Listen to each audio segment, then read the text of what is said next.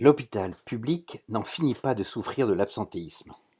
Dans 22 établissements du territoire national, les personnels non médicaux ont cumulé au moins 30 jours d'arrêt maladie de courte et longue durée, d'après les données tirées du site Hospidiag, édité par l'Agence nationale d'appui à la performance hospitalière. Le pire en la matière, l'hôpital de Manosque affiche presque 40 jours d'arrêt maladie par agent, hors médecin. En moyenne, les 329 hôpitaux français de plus de 300 employés présents dans la base de données enregistrent 23,8 jours d'absence. Moi, j'y connais rien dans les hôpitaux, hein, mais je calcule. Chaque année, 5 semaines de congés payés, comme c'est souvent le cas, plus au moins 30 jours d'arrêt maladie, ça doit faire un total d'au moins 2 mois et demi, voire 3 mois d'absence de l'hôpital, soit le quart d'une année. 3 mois d'absence de l'hôpital. Comment font les hôpitaux pour gérer cette situation?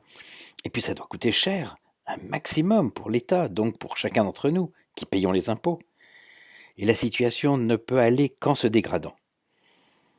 Je me demande si Adolfo n'a pas raison, finalement, avec son revenu universel.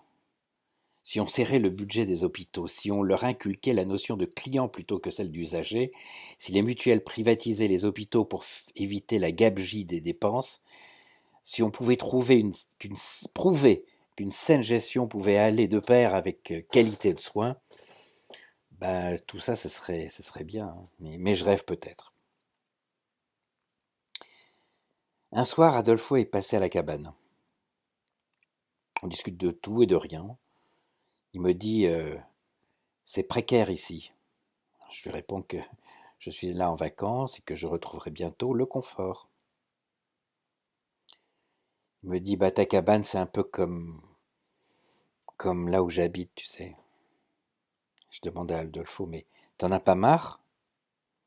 Alors Adolfo se lance dans un grand monologue. Ben oui, bien sûr que j'en ai marre. C'est rude et c'est comme ça depuis 3 ans. Et j'en ai marre de vivre dans la solitude. Comment veux-tu qu'une femme accepte cette vie aussi rude et sans avenir? Comment veux-tu qu'elle vienne ici? D'ailleurs, ici et partout dans le monde, on est tellement nombreux à vivre dans la précarité, et sans femme d'ailleurs, que je me demande où elles sont, elles. Il doit y avoir des paquets de nanas rassemblés quelque part, mais où? Vivent-elles aussi dans le dénuement et seules? Et comment font-elles si en plus elles ont des enfants à charge? Les hommes et les femmes en dessous du seuil de pauvreté vivent-ils chacun dans un monde étanche de contact? Pour sortir de l'isolement, tu sais, euh, je t'avais parlé de revenu universel. Tu sais, plus j'y pense, plus je suis sûr que c'est la solution du futur. Et ce serait une des plus grandes révolutions humaines. Après les congés payés de 1936, après la retraite en 1945, après la sécurité sociale également en 1945, après les accords de Grenelle en 1968. Maintenant, si on réfléchit un tout petit peu sur nos contraires, sur les super riches, on arrive à des scandales absolus, des hontes humaines immenses. Écoute, les 10% les plus riches du monde détiennent presque 90% de la richesse mondiale. 100 personnes, une centaine, quoi, une centaine de personnes détient 50% des richesses du monde. Sont cachés dans les paradis fiscaux 30 000 milliards d'euros, illégaux pour la très grande majorité. Et que dire des personnes ou des sociétés devenues propriétaires des sous-sols, terre ou mer, qui regorgent d'hydrocarbures, de pétrole. Alors là, des super immensément riches. Et dans une bien moindre mesure, hériter de 2 ou 3 appartements, même tout petits, à Paris, vous préserve totalement de la pauvreté. On peut ainsi être pauvre, chômeur et riche par son patrimoine. N'est-ce pas une injure et une injustice à la face de tous ceux qui ont un petit salaire et qui, eux, ne s'en sortent pas? Le fossé entre riches et pauvres est le principal risque pesant sur le monde des 10 prochaines années. Plus grave que les conflits sur l'eau, plus grave que les conflits sur les religions, plus grave que tout. Quand on n'a plus de pouvoir d'achat, on descend dans la rue et puis voilà, hein, on casse tout. Parmi les riches, dans notre monde, il y a des millions de personnes, leurs enfants et petits-enfants, qui ne pourront jamais dépenser, bien que vivant très très très largement, tout l'argent dont ils disposent en banque. Et à l'inverse, dans notre monde, des centaines de millions d'êtres humains ne mangent pas à leur faim. Et à quoi ça rime de disposer pour une famille de plus de 10 millions d'euros? Or, c'est le cas de millions de familles. Comment accepter toute cette super opulence, notamment dans les pays arabes, si rarement méritée, souvent héritée et quelquefois conquise à coups de malversation et autres malhonnêtetés? Cela me révolte, et je ne comprends pas pourquoi dans notre village mondial actuel on n'arrive pas à définir quelques principes moraux qui conditionneraient la vie des êtres humains. Pourquoi les politiques du monde entier n'arrivent pas à se mettre d'accord sur les minima et les maxima d'argent? Toutes, absolument toutes les religions du monde prônent le partage, le service aux autres, le don. Oui, je sais, toutes les religions ont également trempé dans des crimes contre l'humanité, je sais, les croisades, la colonisation, etc. Faut-il en déduire que l'espoir n'est plus permis, que l'homme est irrémédiablement condamné à vivre et survivre dans un monde immoral et dangereux? Je ne peux pas l'accepter, j'ai trop d'espoir dans ma tête. Mais le gouvernement mondial, qu'il est terriblement nécessaire d'inventer, doit avoir le courage de prendre des risques graves jusqu'à la mort pour défendre toutes ces idées. On le sait, bien sûr, des gens honnêtes ou malhonnêtes se défendront contre la suppression de leur fortune. Ce sera la guerre avec des armes et des tueries en masse. Mais un gouvernement mondial devrait s'armer de courage au nom de la cause qu'il entendra défendre et diffuser, de plus avoir d'injustice, d'avoir des super riches et d'avoir des paradis fiscaux. Il devra souvent mettre en risque la sécurité et la santé physique de ses dirigeants et membres, la tranquillité de leur famille et leur image. En cas de médiatisation, leur nom et leur visage sortiront de l'anonymat. Le gouvernement mondial fera sans doute l'objet de poursuites bâillons, de procédures judiciaires, de censure, de harcèlement physique et moraux, la liste est longue. Bref, il faut réduire l'opulence insensée des super riches. Il faut réaffecter les 30 000 milliards cachés dans les paradis fiscaux, permettant du même coup de réduire la pression fiscale sur l'ensemble des gens et investir dans les économies du futur qui optent pour le bien-être de l'humanité. Ce sera une lutte des classes, non plus bourgeoisie contre ouvriers, mais État contre super riches. Et qui aura le courage d'engager cette nouvelle croisade? Qui prendra le risque de se faire tuer par les mafias de l'argent? Qui acceptera de donner sa vie pour plus de justice au sein de l'humanité? Difficile à savoir. On a parlé des pauvres et des super riches, mais il faut aussi aller à la source et parler de l'économie qui organise la vraie pauvreté comme la vraie richesse. Les 30 glorieuses et les miracles économiques que les pays occidentaux et le Japon ont connus après la dernière guerre mondiale, et ce pendant 30 ans, ont été des périodes de paix car tout le monde avait un travail et gagnait de l'argent. Le chômage était très rare. Il fallait reconstruire ce qu'une guerre mondiale, laissant derrière elle plus de 70 millions de morts, mais c'est complètement fou, le chiffre est complètement fou, 70 millions de morts. L'horreur absolue avait donc détruit. Il y avait immensément à faire. Et pour organiser et engager cet immense chantier, d'immenses organisations ont été constituées. Ça a donné lieu à la création de l'OTAN, l'organisation du traité de l'Atlantique Nord, pour se promettre qu'on ne ferait plus jamais la guerre. Il y a eu également les différents plans Marshall en Europe et au Japon, proposés par les États-Unis pour financer la reconstruction des pays. La CECA, la communauté économique pour le charbon et l'acier, pour avoir de l'énergie et des métaux pour construire tous ces chantiers en Europe. Et puis la CE, la communauté économique européenne, pour développer les liens commerciaux, juridiques et fiscaux entre les pays d'Europe. Et puis voilà, il y a eu plein d'autres institutions bien pensantes. Alors, toutes ces institutions étaient politiquement correctes et correspondaient bien à une époque où il fallait absolument oublier les atrocités de la guerre et s'élancer à corps perdu dans la production industrielle, dans la production. Alors on a mis en œuvre tout ce chambardement, on a produit à tire-larigot. On a produit immensément, bien au-delà de nos rêves les plus fous.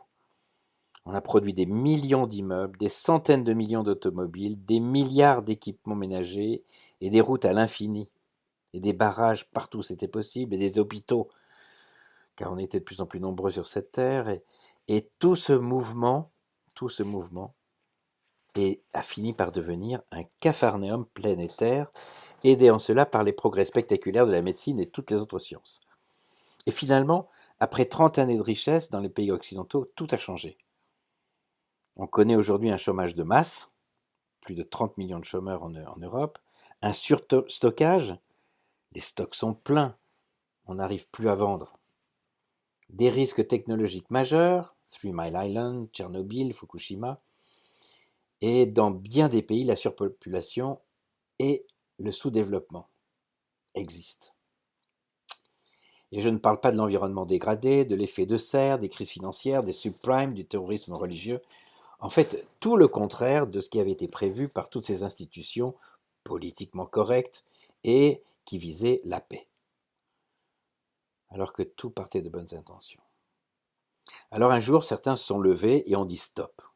On n'en peut plus de tout ça, on n'en veut plus, on en a de trop, et trop c'est trop, on marche à l'envers. Alors, des lanceurs d'alerte sont apparus dans le monde.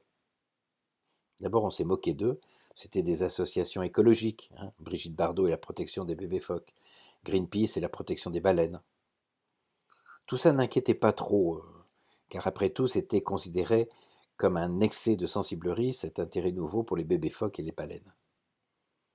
Et puis un peu plus tard sont apparus les lanceurs d'alerte politiques.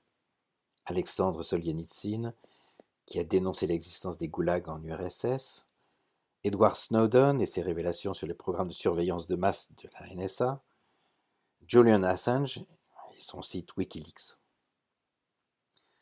Et puis sont apparus les lanceurs d'alerte plus précis dans les entreprises, les lanceurs d'alerte économiques.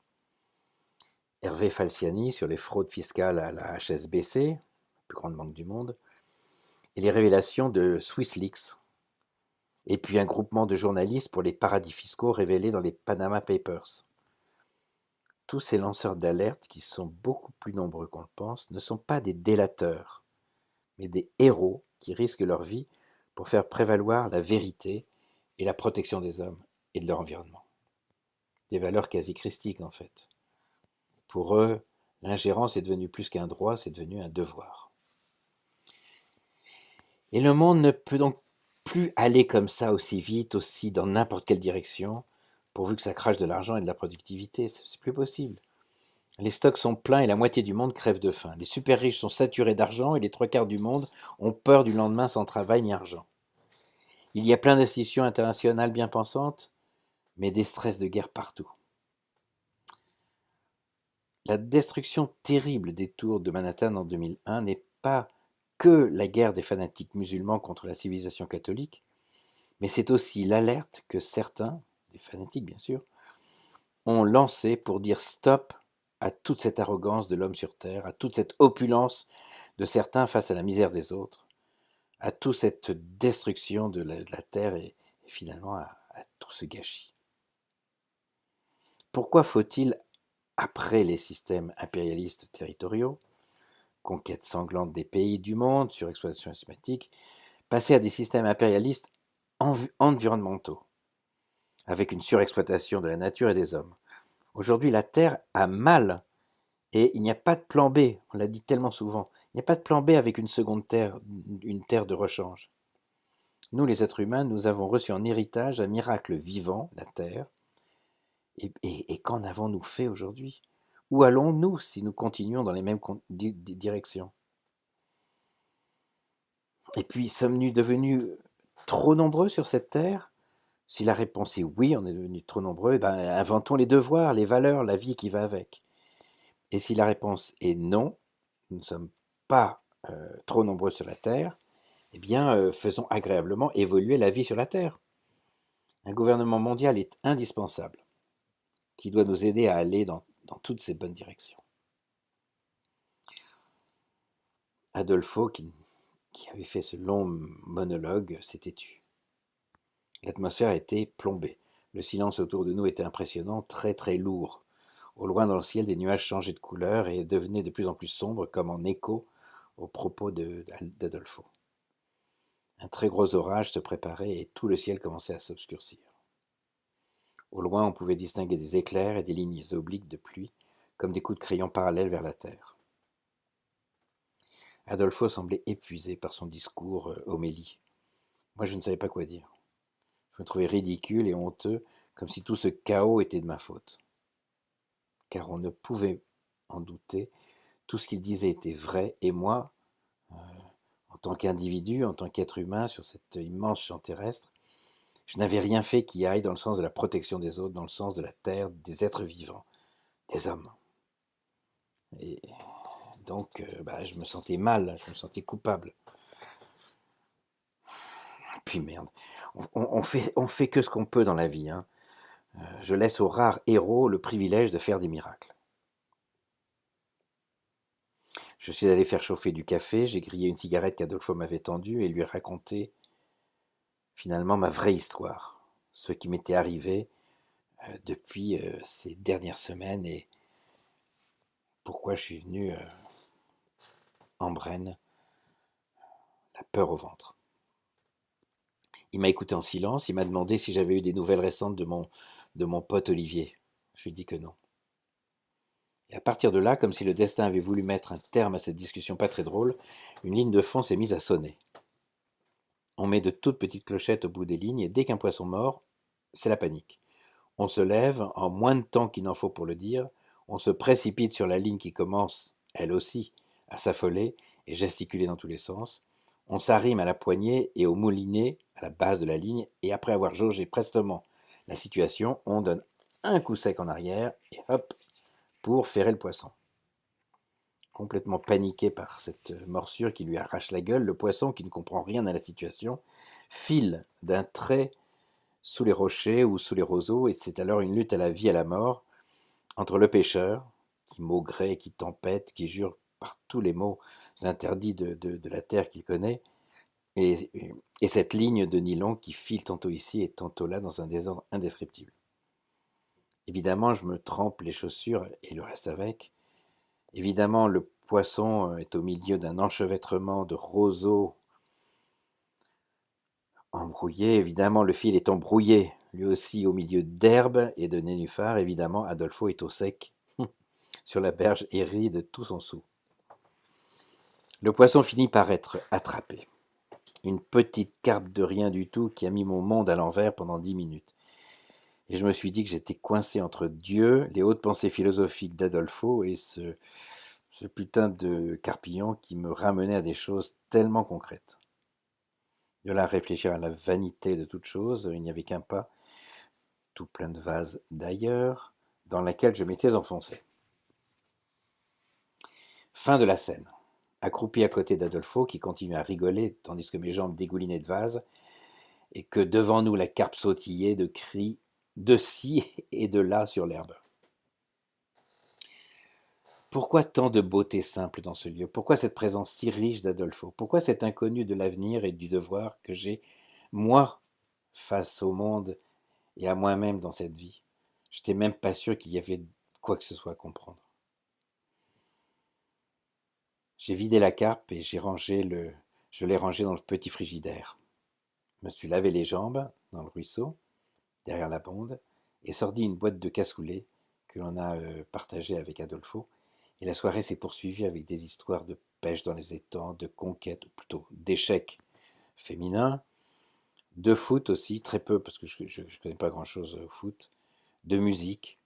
Et il était déjà presque minuit et j'en pouvais plus de sommeil.